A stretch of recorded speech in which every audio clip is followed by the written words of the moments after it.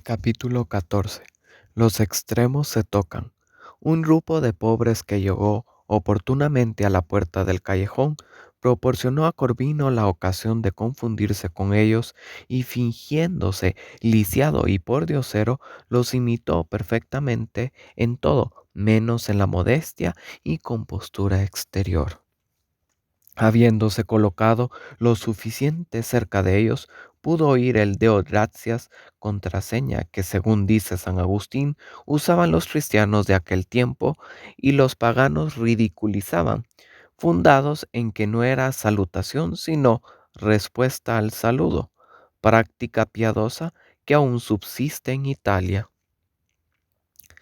Entre paréntesis, en Guatemala se utiliza la salutación, la jaculatoria, Ave María Purísima, sin pecado concebida.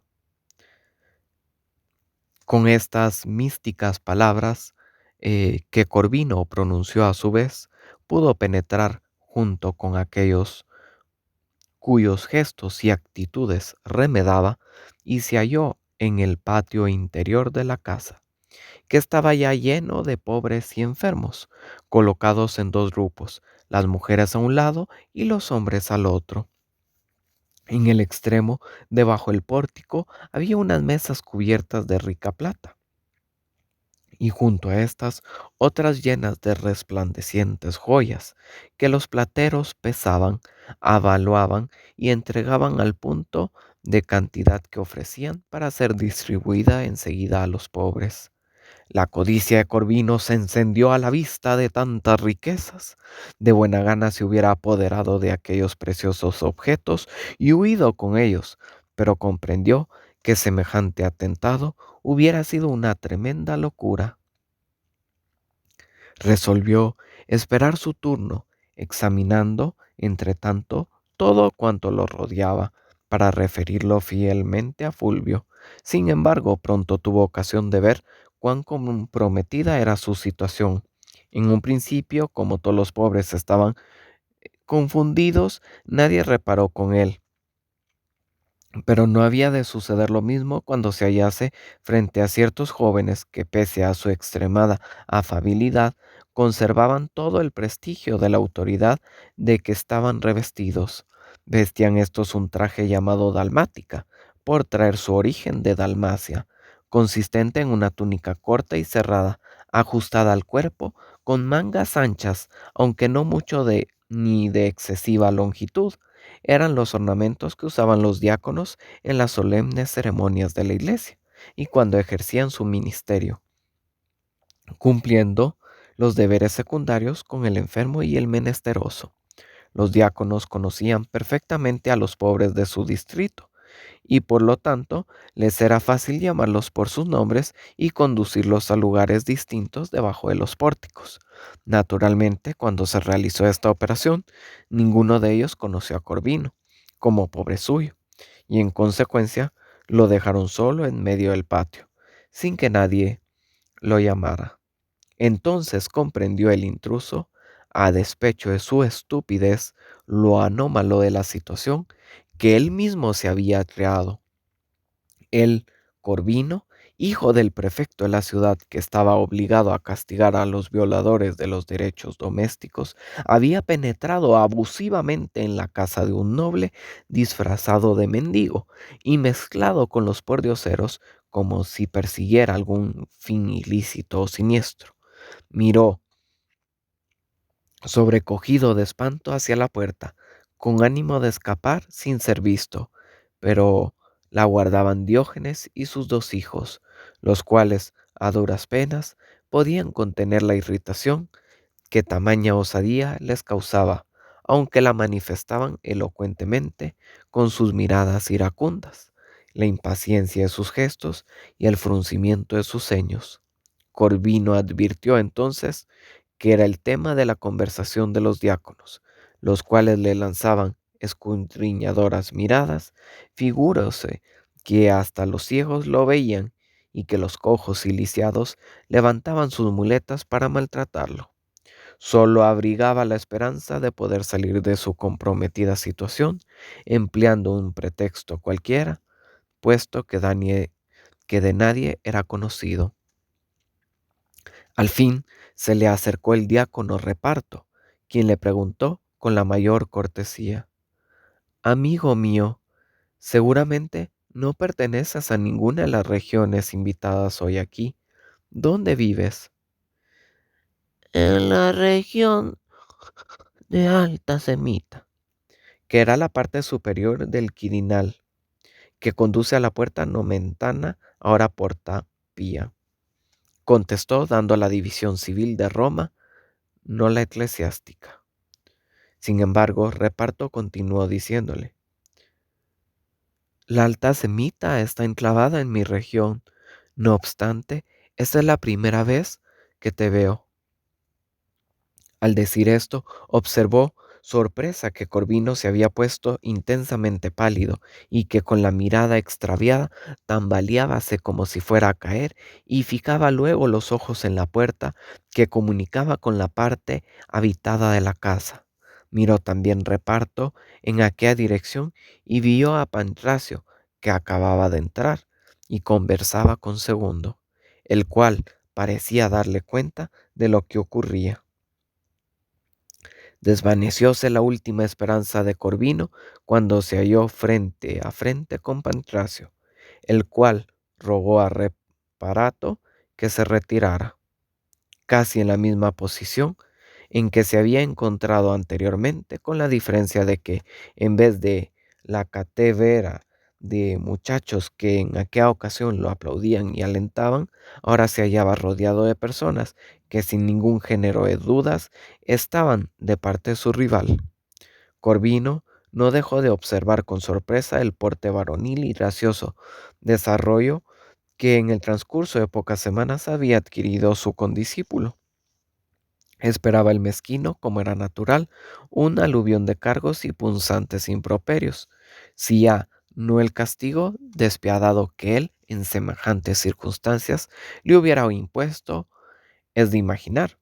Por lo tanto, su admiración cuando Pancracio le dijo con dulzura: Corvino, estás realmente reducido a tal extremo de miseria y cojo a causa de alguna desgracia. ¿Has abandonado acaso la casa de tu padre? Ni una ni la otra, aunque esto sea para ti motivo de disgusto, replicó el fanfarrón, alentada su insolencia por el tono con que Pancracio se había expresado. Te engañas, te lo aseguro, porque no te guardo rencor. Si estás necesitado, dímelo con franqueza, pues aunque indudablemente este lugar no es el tuyo, te conduciré a donde puedas ser socorrido sin que nadie más se entere. Pues bien, te diré la verdad, vine aquí por mero capricho, por broma, y me daré por satisfecho con que me hagas salir, si puedes, tranquilamente. Corvino, replicó Pancracio con cierta severidad, esto es ya una ofensa grave. ¿Qué diría tu padre si estos jóvenes, los cuales me obedecerían sin replicar, te condujesen por orden mía al foro ante tu propio tribunal, tal como estás disfrazado de esclavo y con tu falsa cojera, y te acusaran públicamente de un delito del que se avergonzaría todo romano, de haber allanado el domicilio de un patricio? Por amor a los dioses, buen Pancracio, no me impongas un terrible castigo. Comprendes perfectamente, Corvino, que tu propio padre se vería forzado a obrar contigo como Junio Bruto o a renunciar a su cargo. Por lo que más ames, por lo que reconoces de más sagrado en este mundo, te suplico, Pancracio, que no nos deshonres de esta manera tan cruel, pues mi padre y mi casa, no yo, caerían en la ignominia y la desgracia para siempre. Si quieres concederme la gracia que te pido, me arrastraré a tus plantas e imploraré tu perdón por las pasadas injurias. Basta, basta, Corvino. Ya te he dicho que lo que he olvidado todo. Lo que en este momento te rodean, excepto los ciegos, son testigos de tu ultraje. Hay más de 100 pruebas en contra tuya. Por lo tanto, si hablas una sola palabra acerca de esta reunión o intentas molestar a alguno de los que aquí se encuentran, te conduciremos inexorablemente ante el tribunal de tu padre, para que te juzgue y sentencie. ¿Has comprendido, Corvino? Sí, respondió éste con acento compungido. Mientras yo viva, no saldrá de mis labios una palabra referente a mi intromisión en este sitio terrible. Lo juro por... No prosigas, Corvino. Aquí no necesitamos tales juramentos. Toma mi brazo y ven conmigo. Y volviéndose hacia los demás, agregó: Conozco a este individuo. Ha venido aquí por equivocación. Los espectadores de esta escena, que habían tomado los gestos y ademanes de súplica del miserable como una relación de su estado, exclamaron a coro: Pancracio, ¿despedirás a este hombre necesitado sin darle algún socorro? Eso corre por mi cuenta, contestó el joven. Los que espontáneamente se habían colocado junto a la puerta para guardarla dejaron expedito el paso a Pancracio, el cual puso en la calle a Corvino, que continuaba fingiéndose cojo, y al despedirle le dijo: Estamos en paz, Corvino, no olvides pues tu promesa. Entretanto, Fulvio, según hemos dicho, probaba fortuna por la puerta principal, que según las costumbres de los romanos estaba abierta. Nadie, en verdad, podía imaginarse que osara entrar a semejante hora quien no perteneciese a la familia. En vez de portero, encontró guardándola una muchacha de unos 12 o 13 años, vestida de aldeana, y como no viese a nadie más por ahí, creyó que la ocasión era excelente para averiguar lo que podía haber de cierto en las sospechas que había concebido repentinamente. Así pues, preguntó a la muchacha: ¿Cómo te llamas y quién eres, niña?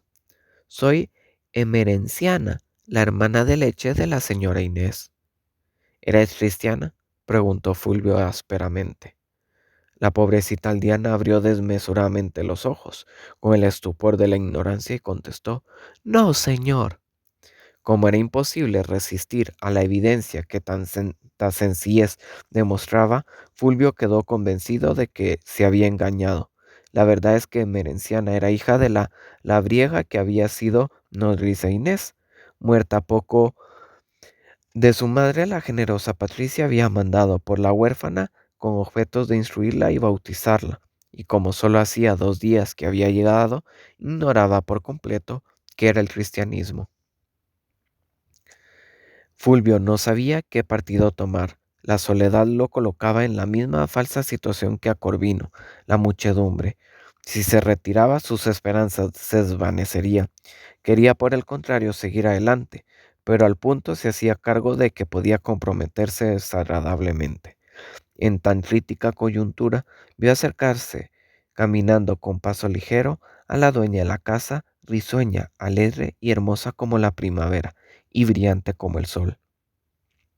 Al verlo, Inés se detuvo como para recibir un mensaje, y Fulvio avanzó entonces hacia ella y con su dulce sonrisa y corteses maneras le dijo: Como he venido más temprano de la hora en que se acostumbra a recibir visitas, temo, señora Inés, pasar a tus ojos por inoportuno, pero estaba impaciente por inscribirme como humilde cliente de tu noble familia. Mi familia, replicó Inés sonriendo, no tiene clientes ni los desea, porque no aspiramos a ejercer poder ni influencia en la sociedad. Perdóname, señora, con semejante amo se ejerce la mayor de las influencias y el poder más irresistible, el que reina sin esfuerzo en el corazón que se siente feliz con ser su esclavo. Oh, cuán ciertas son tus palabras, exclamó Inés, muy ajena de que tales palabras aludiesen a sí misma. El señor de esta casa es realmente el soberano de los afectos de cuanto en ella habita. Pero yo, repuso vivamente Fulvio, me refería a un dominio dulce y benigno que solo los encantos de la hermosura pueden ejercer sobre los que contemplan de cerca. Inés parecía como arrobada. Ante sus ojos tenía una imagen muy distinta de la de su malvado adulador, y dirigiendo su mirada apasionada hacia el cielo, exclamó: Sí, aquel cuya hermosura contempla y admiran En el alto firmamento, el sol y la luna, a él pertenece mi amor y mi servicio.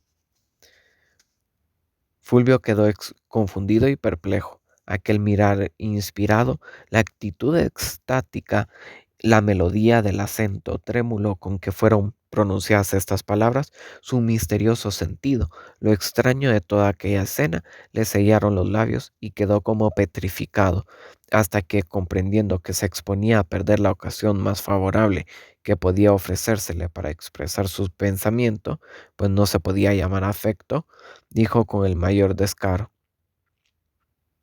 eres tú quien yo hablaba, y te ruego que creas en la verdad de mi más sincera admiración hacia tu persona y de mi más acentrado amor. Al decir esto, Fulvio cayó de rodillas ante Inés y trató de tomarle una mano, pero la doncella retrocedió vivamente, estremeciéndose y volviendo la cabeza encendida, el rostro de rubor. El extranjero se apresuró a levantarse, pues en aquel momento vio a Sebastián, cuya ausencia empezaba a echar de menos los pobres. Sebastián, le dijo Inés, tan pronto como éste se hubo aproximado, no te enfades, este señor ha entrado aquí por equivocación, seguramente, y se retirará enseguida. Y dicho esto, se marchó. Sebastián, con ademán suave pero enérgico, se dirigió entonces al intruso, que parecía anonadado por su mirada. ¿Qué haces aquí, Fulvio?, le preguntó. ¿Y qué te ha traído a esta casa? Supongo, repuso el interpelado, recobrando aliento, que habiendo conocido a la señora de esta casa en el mismo lugar que tú en la mesa de su noble primo, tengo tanto derecho a visitarla como cualquiera otro de sus clientes, pero no ahora tan intempestiva. Si la hora no es intempestiva para un apuesto oficial, no puede serlo para un ciudadano, repuso Fulvio con insolencia. Sebastián tuvo que hacer poderosos esfuerzos para dominar su indignación.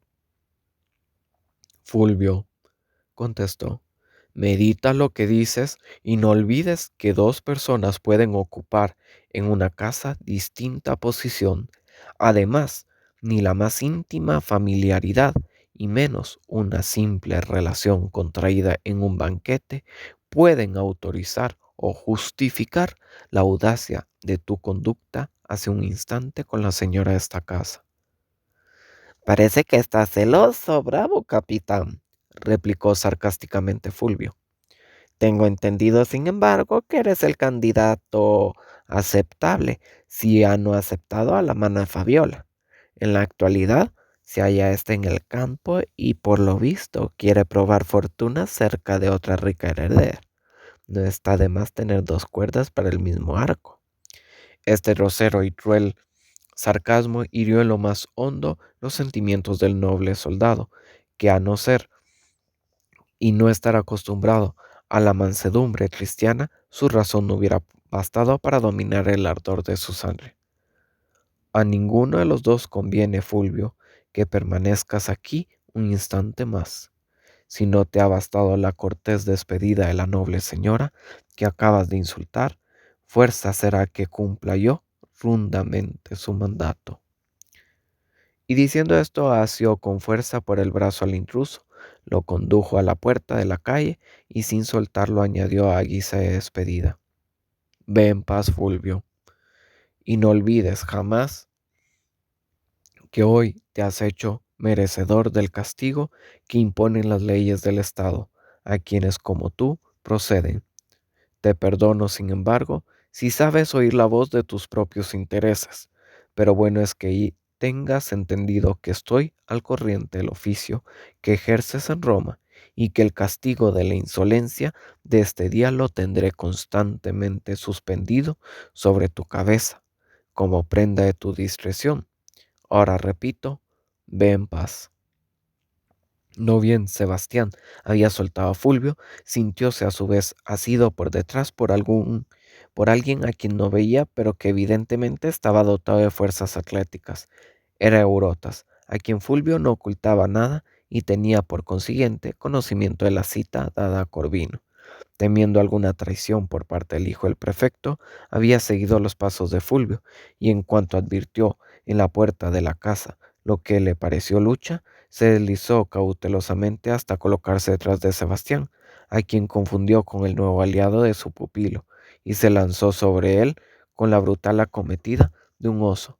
Mas en vano se esforzó, aunque ayudado por Fulvio, en derribar al suelo al soldado, y cuando desconfiaba ya de lograrlo, sacó de su cinturón una pequeña pero mortal arma, un hacha de acero fino labrada en Siria, y levantó el brazo para descargarla sobre la nuca de Sebastián, pero en el mismo instante sintió que se la arrancaban de la mano y luego fuertemente asido por unos dedos de hierro, lo arrojó